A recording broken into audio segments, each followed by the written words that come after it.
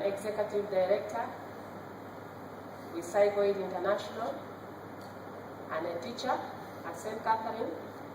But I'm beginning by saying that Psychoid International is a community-based organization, fully registered with the Lira NGO Forum with the district, and we are at the level of registering with the government, that is at the national level.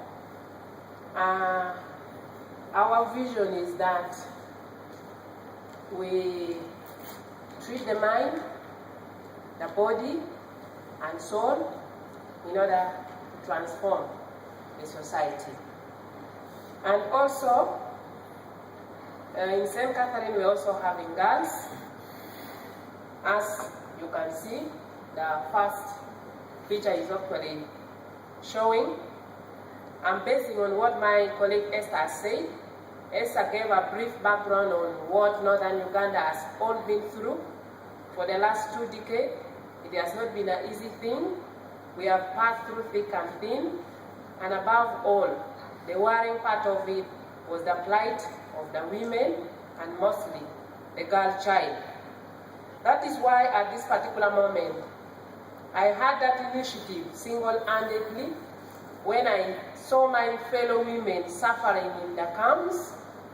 Women would go from home to home, begging for food, sometimes washing people's clothes, cleaning the compound in order to at least get something for a living.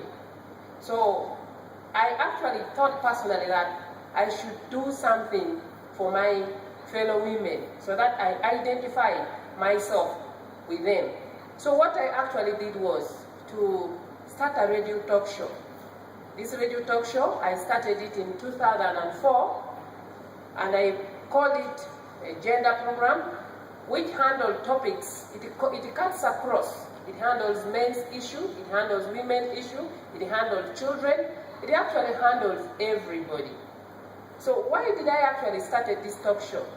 I started this talk show simply because during the war, so many NGOs went to Lira and people were like helping.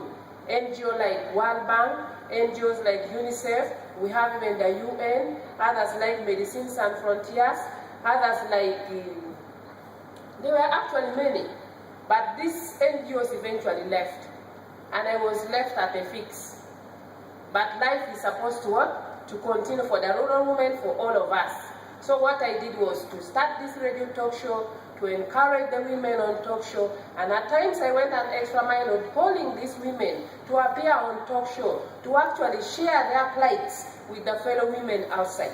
And sometimes we open phone lines, they call in, they ask questions, and actually we answer.